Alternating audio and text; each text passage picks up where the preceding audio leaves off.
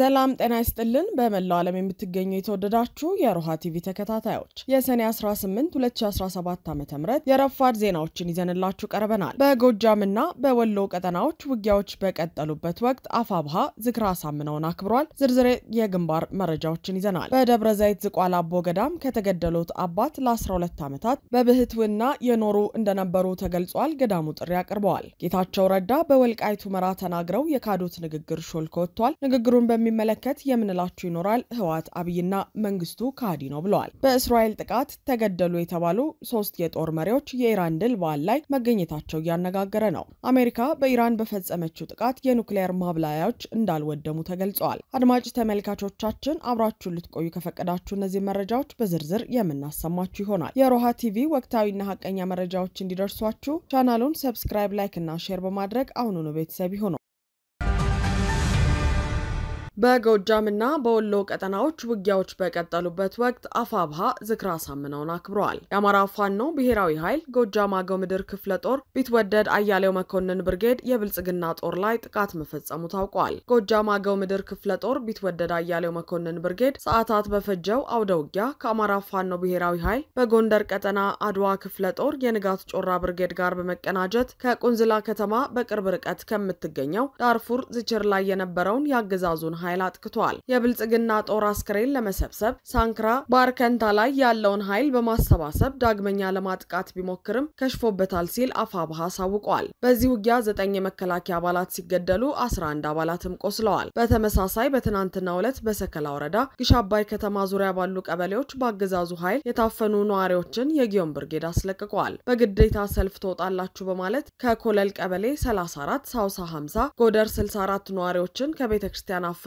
ወደ ሰከላ ግሽ አባይ ከተማ ይዞ ሲንቀሳቀስ የነበረውን ኃይል የጊዮን ብርጌድ ፋኖች ድንገተኛ ጥቃት ከፍተው አስለቅቀዋቸዋል። ሰከላ ወረዳ ግሽ አባይ ከተማ ያለው ያገዛዙ ኃይልም 22 ንጹሃንን አፍኖ የወሰደ ሲሆን ፋኖን ታውግዛላችሁ፣ ፋኖን የማታውግዙ ከሆነ እናንተም ፋኖናችሁ ትረሸናላችሁ በማለት ሲያስፈራራቸውና ስልጠና ሲሰጥ ውሏል ብሏል። ብርጌዱ በጎጃም የተለያዩ ቀጠናዎች ያሉ የሚሊሻ የአድማ ብተናና የመከላከያ አባላት ፋኖን መቀላቀላቸው እንደቀጠሉ ነው። እንዲሁም በጎጃም የተለያዩ አካባቢዎች የሚገኙ የማህበረሰብ ክፍሎችን የፋኖ አመራሮች እያወያዩ ሲሆን በዚህ ህዝባዊ ውይይትም ያገዛዙ ጭፍጨፋ ፋኖ በሚያስተዳድራቸው አካባቢዎች ያሉ የመልካም አስተዳደር ተግባራት እየተነሱ ነው። ይበንዲ እንዳለ በላስታ ግዳን እንጃፋት ቀጠና ትግስቱ ሻለቃን ለማፈን የመጣው ያገዛዙ ኃይል ራሱ የህክምና ባለሙያውን ጨምሮ በፋኖ ኃይሎች በተፈጸመበት ጥቃት ከ31 በላይ ወታደሮቹ ሙት ከ65 በላይ የሚሆኑት ደግሞ ቁስለኛ ሆኗል ተብሏል። በላስታ ጀነራል አሳምነው ጽጌ ኮርስር የሚገኘው ጥራሪ ክፍለ ጦር ትናንት የጀነራል አሳምነውን ዝክረ ሰማዕታት አክብረዋል። ሆኖም ፋኖቹ ዝክረ አሳምነውን እያከበሩ በነበረበት ወቅት ከሙጃ ማርያም ወደ 07 ቀበሌ አይፈሩባን ጨምሮ በ3 አቅጣጫዎች ፋኖን ለመክበብ የመጣውን ጥምር ጦር መተው መልሰውታል ብለዋል አፋብሃ በወሎ።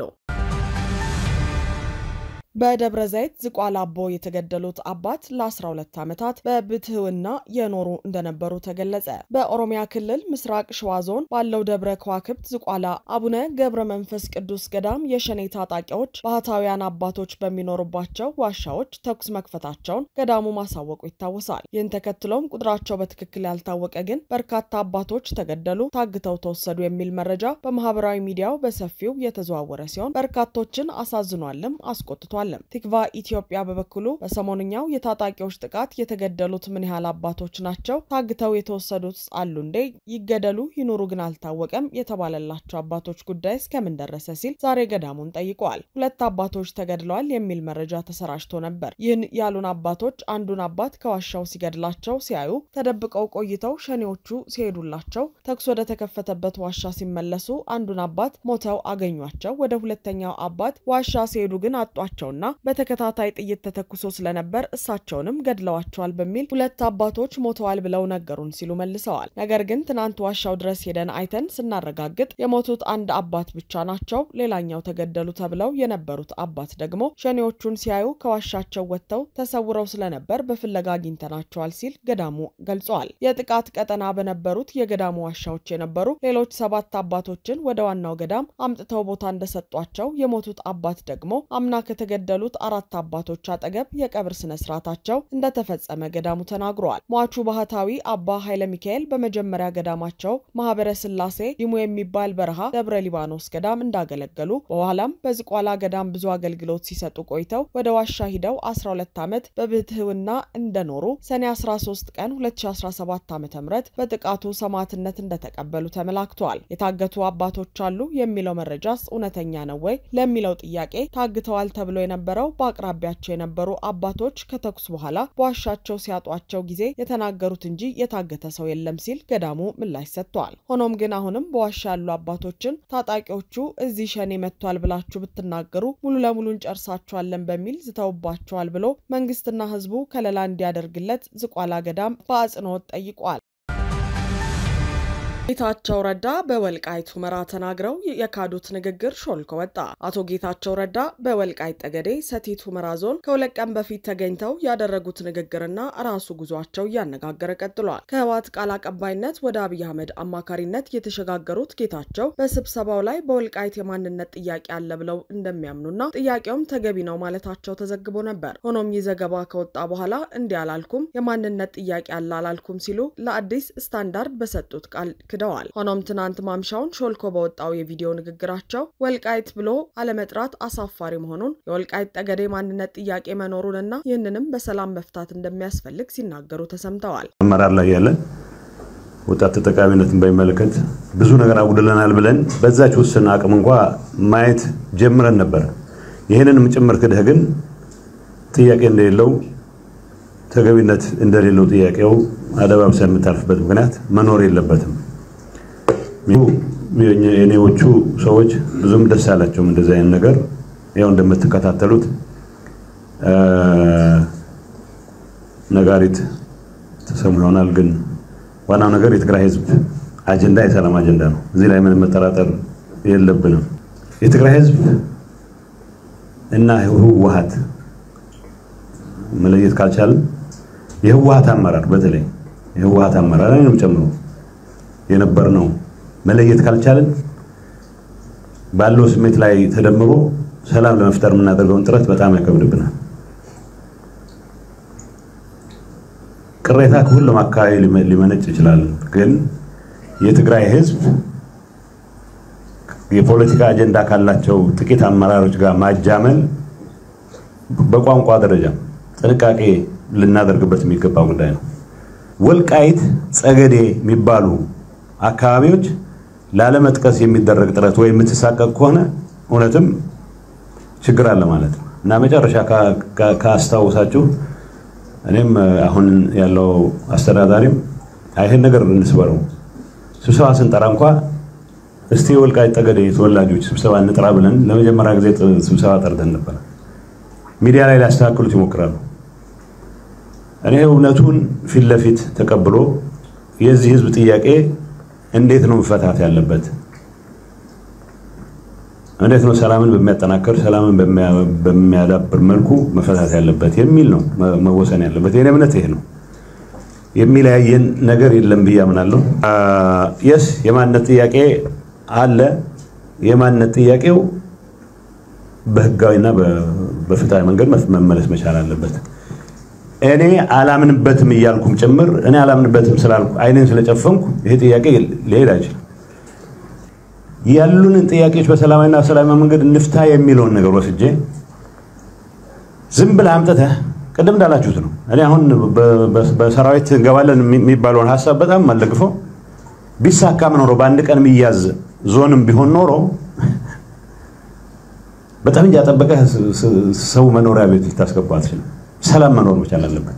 የሚመጣ ሰው በጉልበት አስገብተው ሌላ የመጠፋፋት ሳይክል የትግራይ ወጣት በሰላም ሁሉም ነገር አልቆለት ጠበንጃውን መልሶ ወደ ሰላማዊ ኑሮ መመለስ የሚፈልግ መሆኑን አውቃለሁ።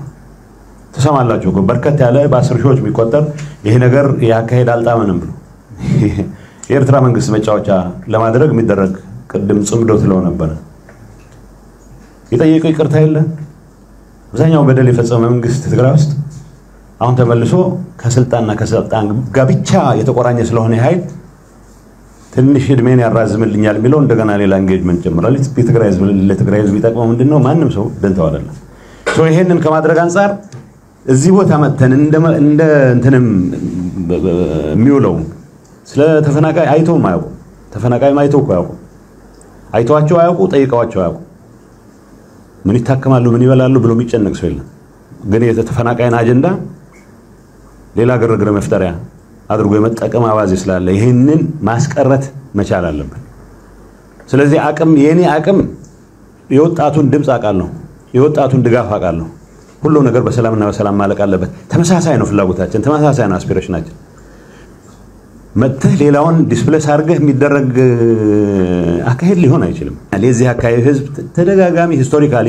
ይቀርብ የነበረ ጥያቄ ይሄንን ለመመለስ በሚደረግ ጥረት ግን ዝም ብለህ ግሎስ ኦቨር አድርገህ ይሄን ድምጽ ማሰማት የለባቸውም ተወደደም ተጠላም ይሄን ነው ማድረግ ያለባቸው ወደሚል ነገር መገባት የለበትም ሁሉንም እንደ ጠላት ሁሉንም እንደ ገዳይ የሚያቀርብ የሚመስል ቋንቋ አጠቃቀም ላይ ጥንቃቄ ብናደርግ ዞሮ ነጋችንን የሚያጨልም ማንኛውም ነገር አቮይድ ማድረግ ይቻላል የበደሉን ደረጃ ለመረዳት የሚያስችል ተጨማሪ አቅም ስለሆነ ደግሞ የተማርኩበት እንጂ እኔን በግሌ ይወቀሳችሁ ያለ መወቀስበት ብዙ ነገር አለ ምንም ጥያቄ የለውም ቢያንስ በዚህ ጉዳይ ላይ ግን ከሌሎች ጓዶች የተሻለ አቋም ነበርኝ አሁንም አለኝ ይሄንን እድልም ስለሰጣችሁኝ በተለይ አስመላሽ ኮሚቴ ጠንከር ስለምትሉ አስመላሽ ኮሚቴ ውስጥ የሌሉ ሰዎችንም ስናገኝ ምን እንደምን ሰማይተን ዋናው ነገር ግን ሰላማችንን ለማስጠበቅ ያላችሁ ኮሚትመንት የኔም የሚያስደስተኝ ነው የኔም ያረጋም ፍላጎት ነው ይሄንን ካስጠበቅን ማንንም ግርግር የሚፈጥር ኃይል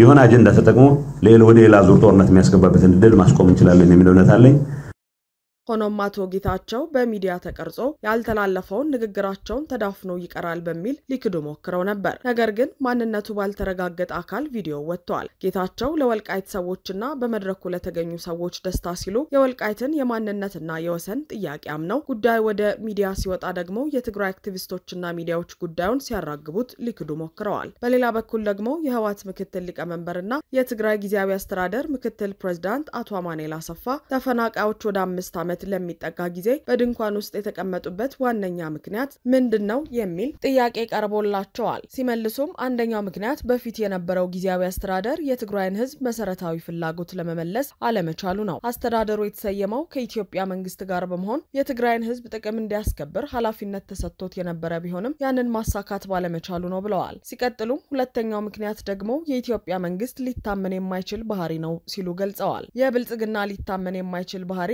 እንዳለ ሆኖ ህዋት በራሱ በወልቃይትና ራያ ጉዳይ የያዘው አቋም የሚታመን አለመሆኑ ይታወቃል ይህም በተፈናቃይ ስም ብቻ ሳይሆን በይፋም እነዚህን አካባቢዎች ከአማራ የመንጠቅ እቅድ እንዳለው ይገልጻል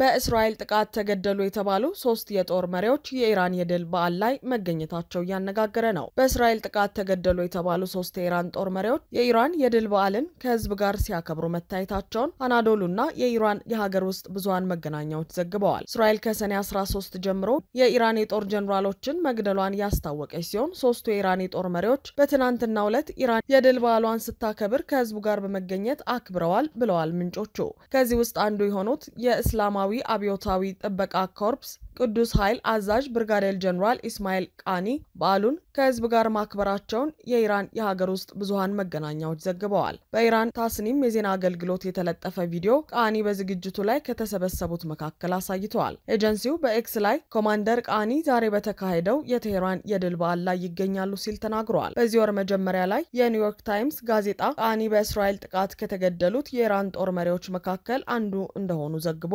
እንደነበር የሚታወስ ነው በተመሳሳይ የወቅቱ የመከላከያ ሚኒስትርና የአየር ኃይል አዛዥ የነበሩ ብርጋዴር ጀነራል አዚዝ ናስርዛዴ በሰኔ ወር መጀመሪያ ላይ በመከላከያ ሚኒስትር ላይ በተፈጸመ የአየር ጥቃት ተገድለዋል ተብለው የነበረ ቢሆንም በህይወት እንዳሉና አሁንም በስልጣን ላይ እንደሚገኙ ተስኒም የዜና ወኪል ዘግበዋል የአያቶላ አልሃሚኒ ከፍተኛ አማካሪና የደህንነት ዋና አማካሪ አድሚራል አሊ ሻምካኒ እንደ ኢሮፓውያን አቆጣጠር ሰኔ 13 2025 በእስራኤል የአየር ጥቃት መሞታቸው ከተነገሩት አንዱ የነበሩ ናቸው አድሚራል አሊ ሻምካኒ በድል በዓሉ ላይ በመገኘት የድል በዓሉን አክብረዋል ሲሉ የኢራን የዜና ወኪሎች ዘግበዋል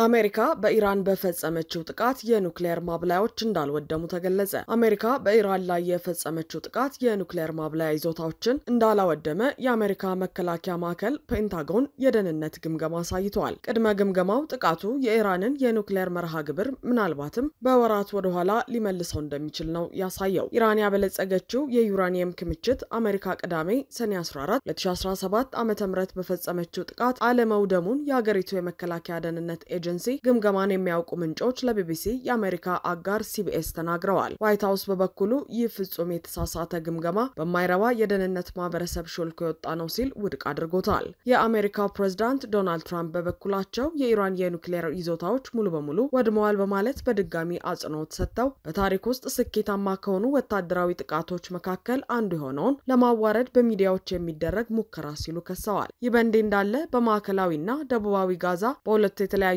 ክስተቶች በእስራኤል ወታደሮች በተከፈተ ተኩስ እርዳታ ሲጠባበቁ የነበሩ ቢያንስ 46 ፍልስጤማውያን መገደላቸውን የነፍስ አድን ሰራተኞችና ሆስፒታል ገልጸዋል። በአሜሪካና እስራኤል በሚደገፈው በዚህ እርዳታ ስርጭት ወቅት የተፈጠረውን ክስተት የተባበሩት መንግስታት ድርጅት ጸያፍ ድርጊት ሲል የጠራው ሲሆን የሞት ወጥመድ ሲልም አክሏል። የአይነቱ ለጋዛ ነዋሪዎች ሞት ምክንያት የሆነ ክስተት ከቅርብ ጊዜ ወዲህ በየዕለቱ በተደጋጋሚ የሚፈጠር ቢሆንም እስራኤል ከሳምንት በፊት ኢራን ላይ በፈጸመችው ጥቃት ምክንያት እምብዛም ትኩረት አላገኘም። የተባበሩት መንግስታት በዚህ ወር መግቢያ የጋዛ ሰብአዊ እርዳታ ፋውንዴሽን ከተቋቋመበት ጊዜ ወዲህ ባሉ ጊዜያት ትናንት የተፈጸመውን ክስተት ሳይጨምር በእስራኤል በቀጥታ በተከፈተ ተኩስ ወይም ሰዎችን እንደ ከለላ በመጠቀም ከ410 በላይ ፍልስጤማውያን መገደላቸውን ገልጿል። ልጇ ለቤተሰብ እርዳታ ለማምጣት ሄደው በተከፈተበት ተኩስ የተጎዳባት ማራይድ የተባለች እናት የልጆቻችን ህይወት እንዲረከሰው ለምንድነው ስትል ጠይቃለች። አድማጭ ተመልካቾቻችን የሰዓቱ የሮሃ ቲቪ ዜናዎች የተከታተላችኋቸውን ይመስሉ ነበር። አብራችሁን ስለነበራችሁ ከልብ እናመሰግናለን። ሰላም።